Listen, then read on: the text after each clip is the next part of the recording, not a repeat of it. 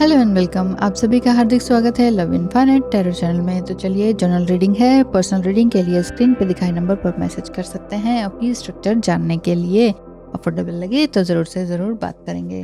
तो चलिए, आज हम करेंगे शुरू रीडिंग कि आपके पार्टनर का क्या कुछ हिडन ट्रुथ वाकई बचा हुआ है कि नहीं, या यूनिवर्स आपसे क्या कुछ हिडन ट्रुथ रखते हैं आपके सामने लाना। क्या पता आप इस समय में बहुत ज़्यादा परेशान हो और आपको लग रहा हो कि मेरी लाइफ ऐसी क्यों है, दूसरों के साथ ऐसा होता नहीं है, मेरे साथ ही क्यों होता है, क्या मैं ही एक अकेला हूँ या अकेली हूँ।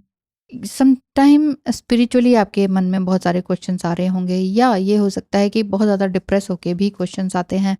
तो क्या मैं अकेला हूँ, क्या मेरे साथ ही इतना दुख हो रहा है, क्या मैं ही अकेली हूँ, मुझे ही भगवान ने दुख दे रखा है, और या फिर डिवाइन फेमिनाइन एनर्जी है तो हम ही क्यों सहें।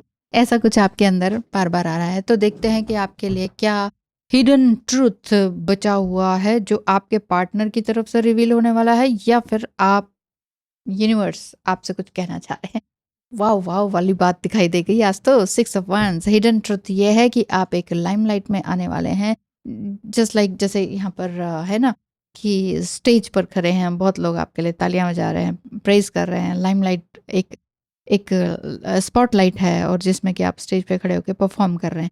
लिटरली ये भी हो सकता है कि आप स्टेज पे खड़े होकर कहीं ना कहीं परफॉर्म करें, ऑफिस की तरफ से या कहीं और से कुछ आपने बोलना है, तो आपके बोलने का, आपके वाणी को बहुत अच्छा आपके एक्शन को, आपके काम को बहुत अच्छा प्रेज़ किया जा रहा हो। ये भी हो सकता है ना?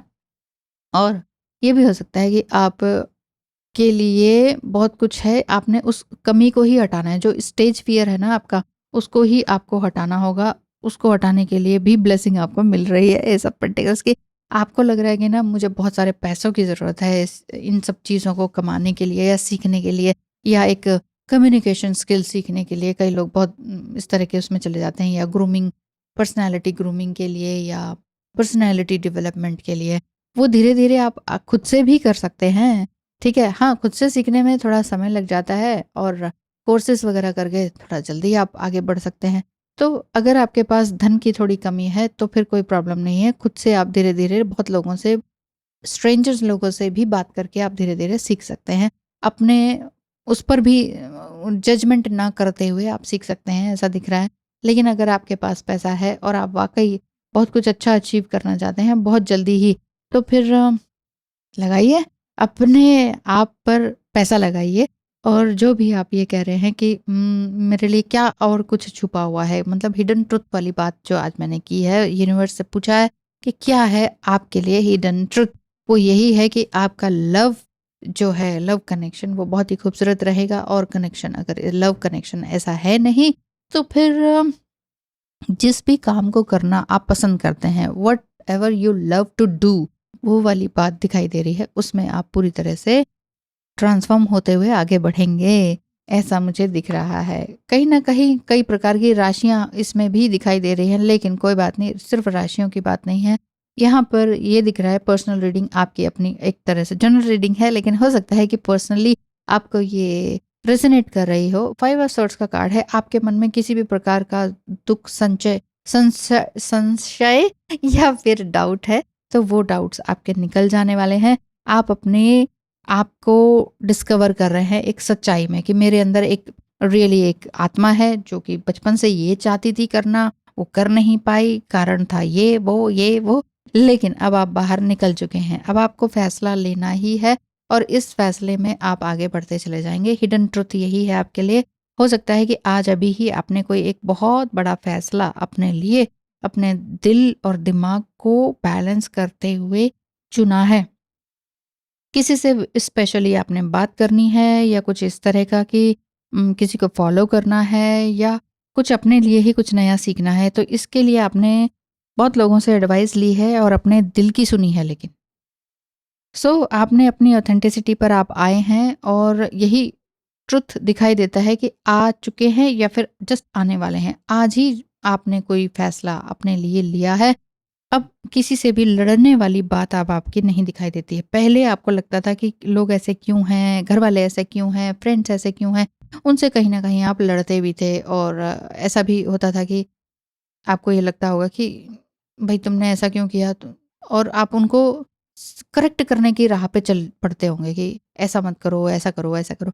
अब आपने वो सारी चीज़ें छोड़ दी हैं, किसी को फ्री में एडवाइस देना छोड़ दिया है। आप अपने जीवन की नई शुरुआत कर रहे हैं और ये शुरुआत आपकी दिखाई देती ही है कि आप बहुत अच्छी तरीके से अपने आप को सँभाल पाएँगे। एक एंथुसियाज़्म दिखाई देता है, एक एक्शन वाली बात दिखाई देती है, क्योंकि फर्स्ट कार्ड ही इस तरह का है कि फायर साइन वाली बात दिखाई देती है कि यस, कि मुझे यस मेरे लिए एक नया सूरज ज़रूर उगेगा। Again fire sign, king of wands का कार्ड है। आपका अपना जीवन बहुत लोगों के लिए काम करने में निकला है, ऐसा दिखता है। लेकिन बहुत लोगों का काम करना करते-करते आप थक चुके हैं, क्योंकि आपको उससे कुछ नहीं मिला है। अब आप अपने अंदर झाँक कर आपने सोचा है कि अब मैं कुछ नया चैप्टर शुरू करूँ। सम टाइम कहते हैं ना कि एक टाइम आपके जीवन में आता है, एक ऐसा वक़्त आपके जीवन में आता है, तभी मैं कह रही हूँ आपने आज कोई ना कोई तो एक बहुत बड़ा अपने जीवन का फ़ैसला लिया है। एक ऐसा वक़्त आता है जब आपको ये पता चलता है कि अब मुझे ये बुक बंद करनी है या नेक्स्ट पेज पलटना है। आप पेज पलटना नहीं चाह रहे हैं, आपने बुक ही बंद कर दी है। तो अपने लिए एक नया रास्ता चुनने के लिए एक स्ट्रॉन्ग कदम तो उठाना ही पड़ता है ना, तो वही चीज़ है।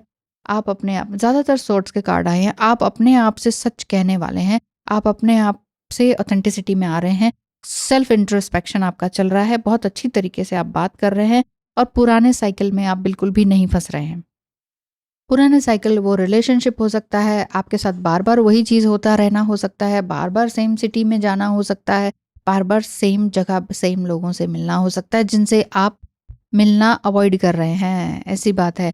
लेकिन आपके पास ऑप्शंस बहुत सारे हैं, द व्हील रिवर्स में आया है, इसी वजह से 7 of cups and the wheel, confusion वाली स्टेज आपकी अभी थोड़ी-सी मन में बनी हुई है। आप ये चाह रहे हैं कि मेरे जीवन में सफलता हो, विजय के द्वार मेरे लिए खुलें, लेकिन कौन-सा द्वार मेरे लिए विजय का होगा? मतलब कौन-सा द्वार, कौन-सा डोर मेरे लिए ओपन होगा एक गुड, न्यू, फ्रेश अपॉर्च्युनिटीज़ के लिए?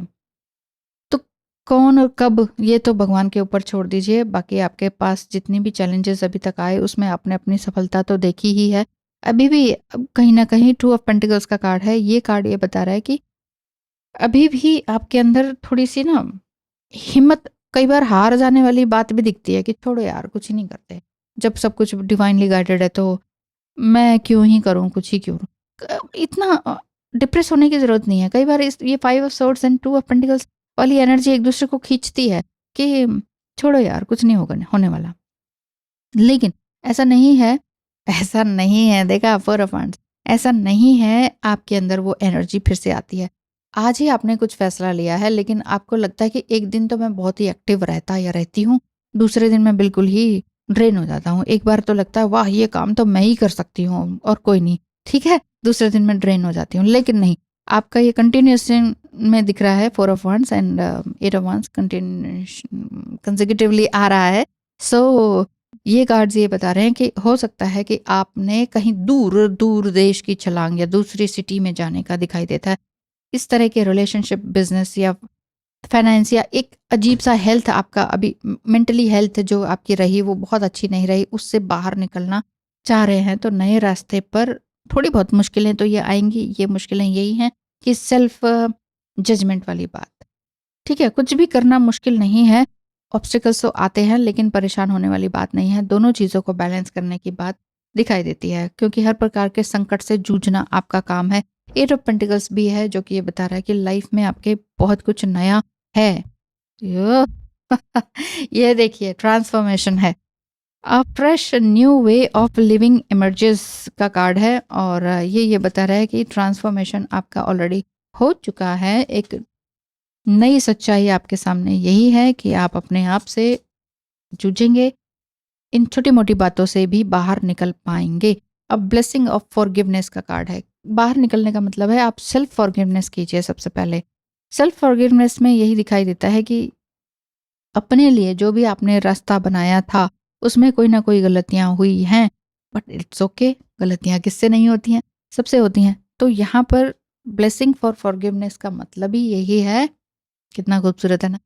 तो ये कार्ड ये बता रहा है कि फॉरगिव करना थोड़ा मुश्किल तो होता है, लेकिन ये बहुत ही रियली बहुत महान काम है, किसी को फॉरगिव करना।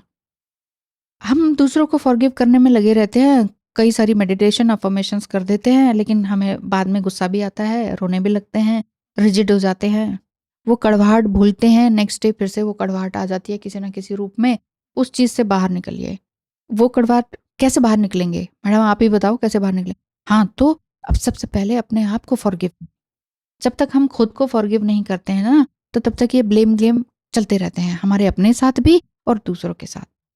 तो ब्लेम गेम ना चले, इसके लिए सबसे पहले अपने आप को माफ़ करना सीखना होगा और सही एक्शन लेना होगा। फॉरगिवनेस जो है ना, एक दूसरे के साथ लड़ने के लिए स्ट्रांगनेस लेकर आता है, कि हिम्मत देता है और एक न्यू अपॉर्चुनिटी को आगे लेके जाने के लिए अट्रैक्ट करता है।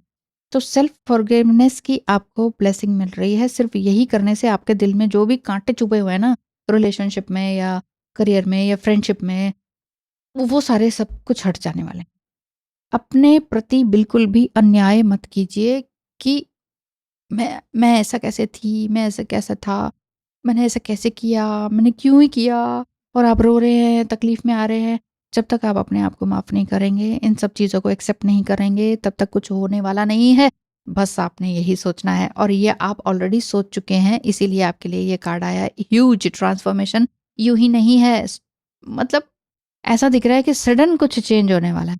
आज ही आपने कोई फैसला लिया है, और उस फैसले पर हो सकता है कि 1, 2, 3 दिन तक आप ये सोचेंगे पता नहीं सही है कि नहीं, गलत तो नहीं हो जाएगा, ये वो। लेकिन आप उसके बाद बिल्कुल ही एक रिदम में आते चले जाएँगे। एक ऐसा रिदम बनता चला जाएगा जिससे कि आप मनी भी अर्न कर सकें, और यूनिवर्स का धन्यवाद करते हुए ट्रांसफॉर्म होते चले जाएँ, होते चले जाएँ। इन सब चीज़ों को एक्सेप्ट करते चले जाएँ। फर्स्ट ऑफ ऑल करना क्या है आपने, ब्लेसिंग क्या आ रही है? खुद को माफ़ कर दीजिए, कि जिस भी खराब गंदी सिचुएशन में आप थे, उन लोगों को माफ़ कर दीजिए जिन्होंने आपको बहुत खराब, गंदी, बहुत ही गंदी, कड़वाहट भरी सिचुएशन में डाला। एंड देन फ्रेश हो जाइए, धो दीजिए, ठीक है? अपने वेसल, अपने सोल वेसल को धो डालिए। सब कुछ अच्छा ही अच्छा है आगे के लिए। Thank you so much, and huge blessing for you too. Thank you so